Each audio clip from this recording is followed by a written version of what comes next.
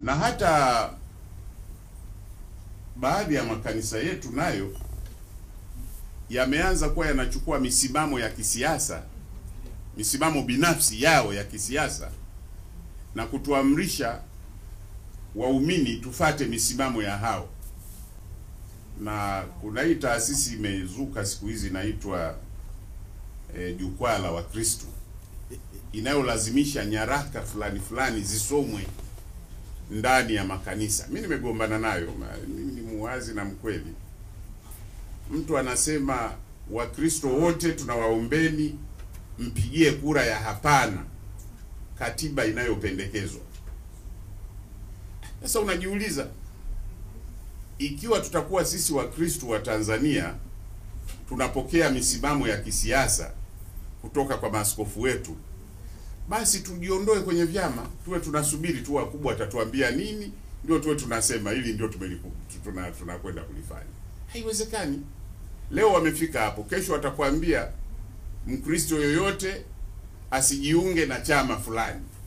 Yanahusu nini Biblia uokovu? Mambo ya ajabu ya namna hii. Kwa hiyo mimi nakubali kama hili tunahitaji kujipanga vizuri bila woga. Kuna woga tu ukisikia mtu anajiita askofu, na siku hizi tunao wengi hata walanguzi wanajiita askofu. Huyu ndani ya Gwajima amekutwa na accounts na bilioni 260. Where do they get this money? Bilioni 260. Yes.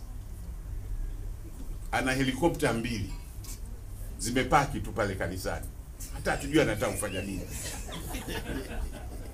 Kwa hiyo yani salamu zako mama nazifikisha nyumbani, lazima tufanye kitu. Hii ni hatari sana kwenye mlango wa dini, kwa sababu ni tax free. Watu wanapenyea kufanya biashara za ajabu. Wengine wameshikwa Brazil na madawa ya kulevya. Brazil tuna wachungaji wamekamatwa, wanasubiri kuhukumiwa, na walikwenda kule wakisema wanakwenda kwenye semina ya kichungaji. Hiyo mheshimiwa, hapa ni tax free, lakini serikali ina regulate. We have to. Yeah. I agree with you entirely. Hatuwezi kuachia hii hali, si ndio nakwambia inatisha. We don't know what they are doing. Lakini tumeweka ile kwamba tuwaheshimu sana, lakini sasa they are abusing ile hospitality ya serikali.